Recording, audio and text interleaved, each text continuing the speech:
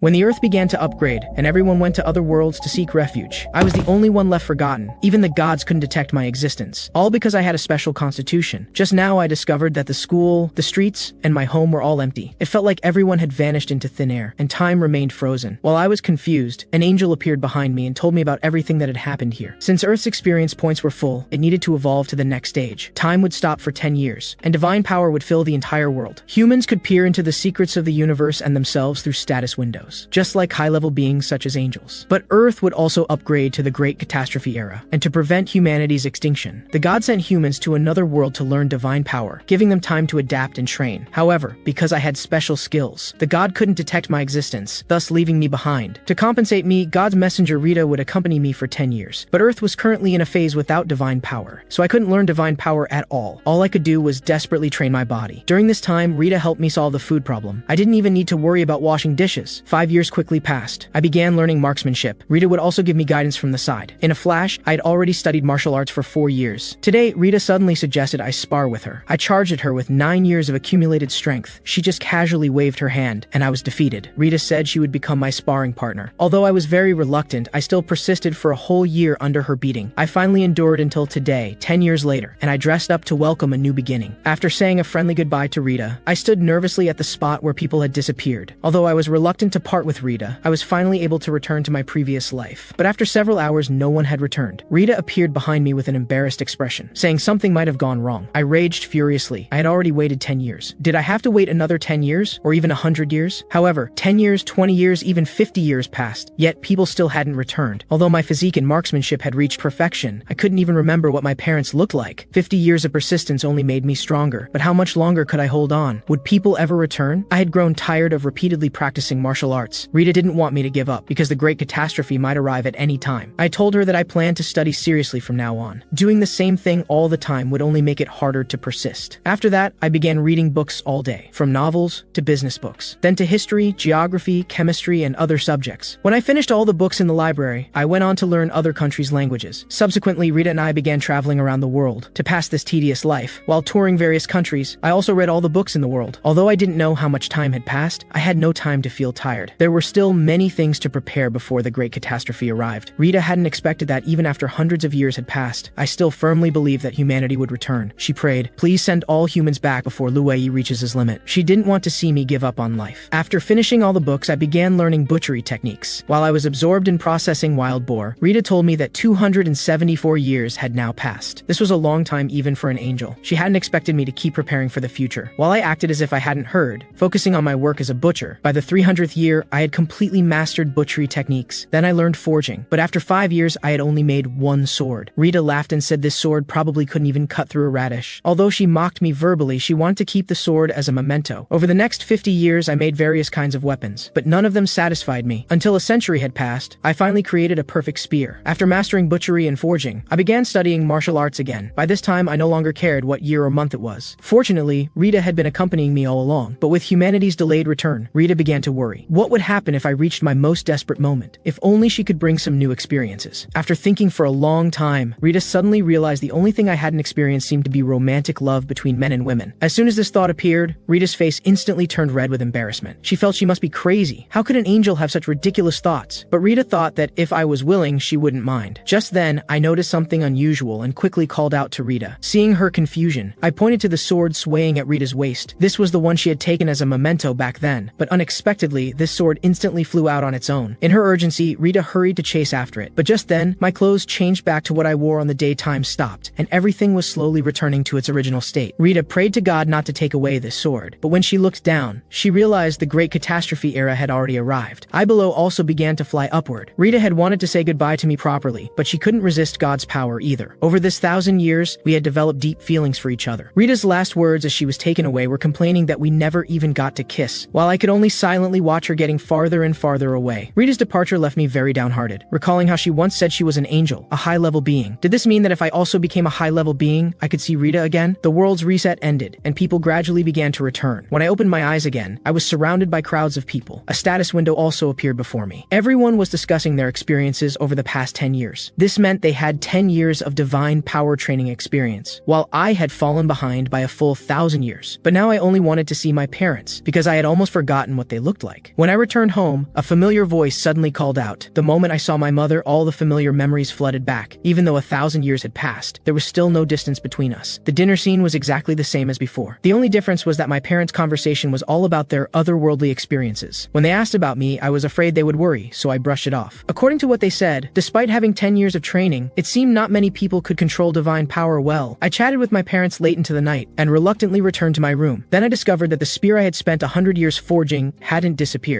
I could only think this was because of Rita. This was good. I wouldn't need to look for new weapons when fighting monsters. I opened the status window and saw that this spear had an attack power of 800 points. I didn't know if this was high or low, so I began searching online for information shared by people who had returned from other worlds. I first organized information about levels. Levels 1 to 5 were ordinary human level. It was said that in other worlds, the standard for selecting soldiers was usually level 7, and those above level 10 could obtain professions like swordsman or archer. After reaching level 50, one could get a second profession change opportunity, which was also seen as a symbol of being an expert. When reaching level 100, a third profession change was possible, and after the third profession change, leveling difficulty became hellish, so almost no one online posted about seeing fourth profession change individuals. However, there were various speculations, saying only dragons or high-level monsters like Bahamut could reach the fourth profession change realm. This was all the information I could collect for now. I'd investigate more at school tomorrow. Although the world had changed dramatically, my life didn't seem to have changed much. After a moment of silence, I murmured Rita's name. I still missed her so much. The next second a voice came. Rita would be very happy to hear you say that. Then an angel appeared before me. Her name was Lisa, an angel sent by God to teach me how to use divine power, to compensate for my lost 10 years. Of course, this was also thanks to Rita's contribution. She had cried to the gods, saying I had been alone on Earth for 1,000 years and was the only one who couldn't use divine power. To ensure fairness, according to Rita's request, God sent Lisa to help me quickly master divine power. The reason Rita wasn't allowed to come personally was that God didn't want angels and humans to get too close. After observing me for a while, Lisa was somewhat surprised. I seemed different from what Rita had reported. Because I had a strong body, there didn't seem to be any need to send an angel. Now Lisa understood she had been deceived by Rita. She hadn't expected the supposedly innocent Rita to use such cunning methods, but since she had already accepted the task, Lisa said she would help me master divine power skillfully in the coming days. She was a high-level angel, and just by staying by my side, she could activate the divine power within me and increase my divine power cognition and control efficiency tenfold. During the period without divine power, even being with Rita for 1,000 years wouldn't have had this effect. Now was the Great Catastrophe era, and Lisa estimated it would take a year for me to master divine power. So for the entire next year, she would sit on my head. Seeing my concern, Lisa said she had cast magic so that lower beings couldn't see her. I went out early the next day, but because of my skill, no one could detect my existence yet. And this skill couldn't be turned off no matter what. However, the angel Lisa said my skill was good. In her view, all the skills these people around me were showing off combined couldn't compare to mine. This was a good opportunity to gather intelligence. During this time, I heard about a powerful being called the Empress. This was a female student from our school who had performed excellently in the other world. I also learned that dungeons with level restrictions would appear, so I asked Lisa about it. Through her explanation, I learned that dungeons were a type of trap, and the ones who set them was God. There were various monsters inside. God would place bait to lure monsters into the dungeons. Once the dungeons were filled with monsters, he would seal the exits and trap them inside. But humans were different from monsters. As long as they had the appropriate qualifications, they could freely enter and exit. This was how gods created relatively safe hunting spaces for humans. However, dungeons would naturally disappear after a certain time, so the monsters inside had to be dealt with before then. However, there were also some powerful monsters in the world. Some could destroy traps, and some could even create dungeons as camouflage, so Lisa warned me never to be careless. The monsters in the early stages of the Great Catastrophe were all relatively weak, so she suggested I could hunt monsters now to level up. After all, I had a monster-like body, and could easily defeat low-level monsters around level 25. Just then, Lisa seemed to sense something, and told me I could engage in real combat soon. As soon as she finished speaking, a commotion came from outside the classroom. It turned out that a large group of insects had attacked. Not only had they grown in size, but their exoskeletons and physical structures were also different. Seeing several groups of resistance fighters sacrifice themselves, all the students fled in terror, because when they were transported back, their data was reset, and they all became level 1. I broke off a wooden stick, and quickly swung it countless times. When I stopped, a simple weapon was ready. After making a few more, I prepared to set off. Although I had the invisibility skill, I would still be noticed when fighting, so I asked Lisa if there was a way to hide my identity, so she gave me a mask to use. Then I leaped from the 18th floor, and killed a giant mantis with one kick. The system prompted, killed level 13 giant mantis, gained 800 experience points, leveled up to level 3, and all attributes improved. Feeling the changes in my body, I understood this was what leveling up meant. Although there was only a tiny bit of magic power growth, I was still very happy. Just then, several giant insects appeared behind me. I slowly gripped the wooden spear in my hand. The next second, I threw it hard. A giant ant monster was instantly shattered by the powerful force. Then I took out another weapon and split the ant in half. Suddenly, several large mosquitoes appeared. I first first killed one, but another mosquito quietly appeared behind me. It forcefully pressed me into the ground. But how could my 1,000-year-old body be injured by its weak proboscis? My body had long transcended human limits. After dealing with the last mosquito, another mantis appeared above. It swung its claws at me, but I easily dodged. However, Lisa quickly warned me that many monsters had come as reinforcements, and I was completely surrounded. But I wasn't afraid. I picked up my weapon and frantically killed these monsters. My level had now reached 6, but then I suddenly heard thunder roaring. A bolt of lightning fell from the sky, turning the monster to ash with one strike. Standing in front of me was a girl also wearing a mask. Lightning was still flowing slowly at her fingertips. While I was wondering if this was magic, Lisa told me not to get distracted and to quickly kill all the monsters. The girl beside me was manipulating lightning to gradually eliminate the remaining monsters. To be able to continuously perform lightning attacks like this, her divine power must be very abundant. She was probably leveling up constantly too, because each time you level up, your stamina recovers, and presumably divine power does too. Anyway, this was the last monster, and after killing it, I reached level 7. When the army arrived for support, only a pile of corpses remained at the scene, and in front of them was a man extracting things from the monster's rear ends. Lisa said that since I had learned butchery, I could obtain magic stones by processing monster corpses. She would tell me which parts of monsters generally contained magic stones. While many people were amazed by my strength, I had already extracted a magic stone. However, when I turned around, I discovered I was being watched and photographed by many people. At this moment, the girl who had manipulated lightning walked over. She wanted to ask me to help her process the monsters. This was my first encounter with the Empress. Hearing her words, I didn't refuse, but asked how much she would give me. She decisively said that if I helped her process them, she would give me 40% of the corpses. Hearing this, I happily agreed. From the people nearby, I understood that the girl was indeed the Empress. Her strength was as powerful as rumored. Soon after, the dissection was complete, and the Empress successfully obtained a magic stone and many materials. I picked up my share and prepared to leave while everyone was absorbed in the Empress's power. Lisa told me not to worry, because after the battle ended, with invisibility taking effect, people suddenly found that I had disappeared. Everyone mistakenly thought I had left too quickly, but I was actually right behind them. Although this was the situation I most wanted to see, I was still somewhat sad. After returning home, I planned to make some defensive equipment with the materials I had obtained, but the armor might not be enough. Fortunately, the wrist and knee guards I made were about right. However, Lisa reminded me that making equipment from monster materials was complex, and it would be more reliable to find a professional craftsman later. I was extremely confident about this, because the most outstanding craftsman on Earth now should be me. Seeing this, Lisa fell silent again. Was this really the human who couldn't do anything that Rita had described? She really wanted to go back and expose Rita now. But since things had come to this point, Lisa told me if I wanted to know about divine power techniques. These referred to using magic stones or other divine power crystals to give equipment special powers. It was the same concept as Earth's forging, but more advanced. Hearing about techniques to forge stronger equipment, I excitedly grabbed Lisa and asked her to teach me. My sudden action startled Lisa. After pushing me away, she said she would teach me. Then Lisa said that before learning, I needed to prepare the necessary materials and magic stones, or divine power crystals with similar properties to magic stones. Seeing that I didn't understand what divine power crystals were, she gave an example, like dragon hearts, which contained large amounts of divine power. Once the equipment prototype was forged, magic stones were ground up and applied to the surface. This was the simplest basic divine power equipment. Then came the technique for granting special abilities. Since I couldn't manipulate divine power now, Lisa thought I couldn't make it, but I wasn't discouraged and decided to try first. Seeing this, Lisa also gave me a new method. That was to use large amounts of magic stones to replace divine power, by consuming divine power or magic stones to give weapons flame, or ice and other special powers. It could also make weapons have effects like recovering stamina while resisting attacks. What abilities to give weapons depended on the craftsman's will. So overall, granting abilities required extremely strong desire. So I began making equipment, and soon a pair of wrist and knee guards were finished. After sprinkling magic stone powder, the status window prompted, learn divine power techniques. But the creation process wasn't finished yet. There were still some magic stones left. I planned to use the divine power within the magic stones. Seeing me close my eyes and concentrate, Lisa was very surprised. She hadn't expected me to try granting equipment abilities so soon. At this moment, I thought, I wanted the equipment to have the sharpness of a mantis's scythe. Just when I was about to succeed, I was about to fail because there weren't enough magic stones. Seeing this scene, Lisa felt sorry and immediately helped by providing divine power. The next second, countless energies gathered in the wrist guard in my hand. Lisa thought it had still failed, but I smiled slightly because my divine power memory level had improved. This also meant this wrist guard had gained special abilities. I raised my hand and waved it lightly. The iron chain nearby was instantly cut, and its ability was exactly what I had just imagined. Although Lisa had helped, succeeding on the first try earned her praise. But since I had just destroyed the park's swing, I hurriedly fled. Lisa was speechless because she could have restored it with magic. The next day, I explained to my mother for a long time. I said I just wanted to go out for a walk, and finally succeeded in getting outside. Halfway there, I told Lisa I really wanted to see the Empress again, because I was very interested in the divine power she controlled. The Empress's abilities seemed to far exceed those of others who had gone to other worlds. But Lisa said this wasn't anything special. After all, she had 10 years of experience. In Lisa's view, I was the one who was truly special. Being able able to process monster shells without divine power, even she had to be amazed by this. Just as she finished speaking, Lisa suddenly stopped. Seeing her turn around, I asked what had happened. Lisa said she sensed a group of monsters approaching, led by a level 35 ice wolf. Hearing this, I was shocked, because Lisa had said before that there were no high-level monsters in the early stages of the Great Catastrophe. Helplessly, Lisa explained that she had felt something was wrong since yesterday, because on the second day of the Great Catastrophe, the monsters we killed were already over level 10. Now there was a problem with Earth. Lisa thought she might need my help next. Before I could ask more questions, she urged me to hurry up. The situation over there seemed urgent, and Lisa also explained why the monsters were so strong on the way. God had transferred humans before the Great Catastrophe arrived, but left the animals on Earth, because God thought leaving animals on Earth for 10 years wouldn't be a problem. But due to an unknown error, Earth's timeline had seriously shifted. Finally, 10 years had passed in other worlds, but on Earth it had already been 1,000 years. During this 1,000 years, I had focused on doing things and being with Rita, so I couldn't notice the change in time at all. Although time had reset, the animals that should have lived for 10 years had unexpectedly survived for 1,000 years. The result was obvious now. Earth's animals had become very strong and intelligent. When Lisa brought me to the scene, it was already covered in blood. Lisa said she had already reported the situation yesterday, but before adjustments arrived, she hoped I could take on the task of clearing out monsters and would give reasonable compensation afterward. However, looking at this pack of vicious wolves, I understood this task probably wouldn't be easy. Fortunately, the current wolf pack wasn't very strong and wouldn't make me retreat. I immediately picked up my spear and leaped up, then killed toward the wolf pack on the ground. Even the strongest ice wolf died on the spot under my strike. Because of yesterday's leveling up, my strength had also greatly improved. There were about 70 monsters on the scene, and their leader's death didn't make them give up. But the other small monsters were even less of a match for me. While I was killing the small monsters, cries for help came from behind. Some people who hadn't had time to evacuate were now surrounded by wolves. Unlike the safe hunting environment of other worlds, facing these wolves, the level reset people couldn't use magic to resist at all. At the critical moment, I arrived with my spear for rescue. With just one thrust, 2 wolves were killed. When I reached level 9 from experience, I stopped. Because I didn't have a profession, I couldn't reach level 10, but fortunately, excess experience would be stored. After I rescued them, the people on the scene recognized me. I was the masked man from S University yesterday, but the title they gave me was very unpleasant. S University's proctologist, a strong warrior famous for speed. This made me uncomfortable, while Lisa mocked me from the side. In the middle of continuing to kill wolves, something shocking happened. One of the gray wolves actually held a man hostage. Looking at its skillful manner, Lisa thought it probably wasn't the first time it had done this. However, in the face of absolute strength, such tricks still seemed pale and powerless. While speaking, my spear had already pierced through the gray wolf. Seeing that I was out of weapons, the wolf pack prepared to launch a fierce attack. But under Lisa's guidance, my fighting skills were equally strong. The wolves could only die quickly one by one under my iron fists. Soon, I had killed over 70 wolves. When preparing to butcher, the spear was very inconvenient. I'd need to make a specialized butchering knife later. There were too many corpses this time for me to handle alone, so I negotiated with the arriving army to sell them part of the materials excluding the magic stones. Thus, this hunt ended. After waiting not long, the army brought over the money for the materials. They were very generous, and Lisa also suggested I could build good relationships with the army in the future. Not long after the battle ended, the invisibility effect began to take effect. After confirming that no one could see me, I slowly walked home. I had to continue preparing when I got back. I believed the monsters would get stronger and stronger. When I arrived near home, I opened the status window under Lisa's guidance. Next, I had to choose my profession. There were many types currently available. Among them, assassin was the first I ruled out. Having invisibility was enough. Lisa also told me that when I could master divine power, invisibility could become an active skill. There were 23 professions total to choose from, and I had trouble deciding, so I asked Lisa if she had any recommendations. Lisa was somewhat surprised. She hadn't expected me to have 23 professions available just after coming into contact with this record window called Akashic. If I waited a bit longer, it might even increase to 40. After thinking for a few minutes, Lisa gave me 2 choices. One was spearman, the other was fighter. After all, spear techniques and fighting techniques were what I had always practiced. Although getting beaten up was a frequent occurrence during that period, Lisa thought I was lucky. Opportunities to learn techniques directly from an angel weren't common. She also told me not to worry. When my level got higher, I would have many opportunities to choose sub-professions. Finally, I made up my mind and chose to become a spearman. I chose this profession thinking I could have weapons. No matter what, a spearman's destructive power was definitely greater than a fighter's. However, when I pressed confirm, the window changed differently. So I quickly told Lisa that there was an additional profession called blood spearman. This shocked Lisa immediately, because those with descriptive prefixes were unique professions. They were custom-made professions for each chosen person, possessing power far beyond original professions. Lisa told me I must choose blood spearman. Although unique professions required higher experience for leveling, their value was greater. As I pressed the confirm button, the accumulated experience also brought me to level 18. But I soon discovered that although I had pressed blood spearman, it had become blur spearman instead, with the effect of increasing attack power by 10% while in stealth. This also seemed to be because of my innate cosmic loner title, which caused changes during profession acquisition. Seeing it wasn't the domineering blood spearman, I immediately regretted it. But now there was no no way to choose again. At this time, after confirming the profession, a power also flowed into my whole body. My body became even stronger. According to Lisa's speculation, with my current growth rate, I might not be able to obtain divine power even during the second profession change, and I didn't gain any new active skills from this profession change. Fortunately, Lisa's words reassured me greatly. She said if I couldn't gain skills in the second profession change either, the window would keep recording. By the third profession change, I would definitely gain powerful skills. After digesting what I had gained, Lisa told me to hurry out. She wanted to take me to continue eliminating monsters. Besides me, there were other agents taking on tasks, so I only needed to be responsible for my own area. The Empress had also become one of the agents eliminating monsters. This was the task heaven gave us. If achievements exceeded others, rewards would increase accordingly. We soon arrived at our destination. Ahead was a huge brown bear. Facing its terrifying power, many people could only run frantically, but I excitedly raised my spear. However, before I could attack, huge sounds and vibrations suddenly occurred around us. I thought it was the army firing rockets, but Lisa slowly pointed ahead, because the source of the vibrations was the brown bear. It was fighting with army personnel. These attacks were like scratching an itch to the brown bear. Previous news had also mentioned that the government had invited many ability users to protect the city together, but they hadn't arrived yet. Seeing that the soldiers probably couldn't hold out, I directly put on my mask. Seeing me standing still, Lisa urged me to hurry up. I was waiting for the right moment. When the invisibility skill took effect, my attacks would increase by 10%. And because of using spear techniques, I could also get a 10% attack bonus. With these two bonuses, I naturally wanted to wait until the bonuses were maxed. While taking advantage of the monster's inattention, I would give it the most deadly blow. When the brown bear noticed me, it could no longer dodge. It was instantly pierced hard in the head by me. The powerful attack made the brown bear's hide unable to defend. But I also understood that this guy couldn't be defeated with just one blow. After all, according to Lisa, the brown bear was already a second stage monster. At this time, I took a deep breath, then told the soldiers and hunters behind me to leave first, because ordinary people couldn't intervene in the upcoming battle, even though they were people who had trained in other worlds. They still couldn't cope with Earth's current situation. The brown bear slowly turned its head. It understood I was its greatest enemy. Dodging the red light wave, the brown bear suddenly fired. I picked up my spear and thrust fiercely. This blow I aimed at its paw. Lisa above my head looked completely enjoying herself. She found it very exciting. The twice-injured brown bear was extremely angry, but it couldn't keep up with my speed, so what I had to do was find good opportunities. When I saw the brown bear show an opening, I immediately concentrated all my strength. The next second, I thrust straight into the brown bear's head. This powerful blow pierced it to death on the spot. I also gained a large amount of experience, successfully reaching level 23, and gained a critical hit skill. Lisa was very satisfied with my strength. I had killed a level 54 brown bear with just 3 shots, and next came my favorite butchering time. But suddenly, the brown bear's body shrank by a circle. It turned out that what I had just seen was its gigantification skill, and the skill became ineffective after it died. While I was discussing gaining skills with Lisa, a small car came from behind. The people who got out seemed to be the other ability users who had arrived late. Hearing that the monster had already been killed, they arrogantly thought that second stage monsters were nothing special. I was still processing the bear's corpse when they also noticed me nearby. Faced with several people's unreasonable inquiries, I didn't want to pay attention at all. After all, I was more or less socially anxious and didn't like talking with these people. After a moment, I obtained a pile of bearskin, but unfortunately this monster didn't drop any magic stones. At this time, a soldier told me some intelligence. Apparently, there was some software in the country that could determine monster appearance information controlled by the army on maps. He hoped it could help with my hunting. Seeing this, I thanked him, and then left the scene. At this time, I opened my phone to check, and was surprised to find that 3 areas nearby had all encountered monster attacks.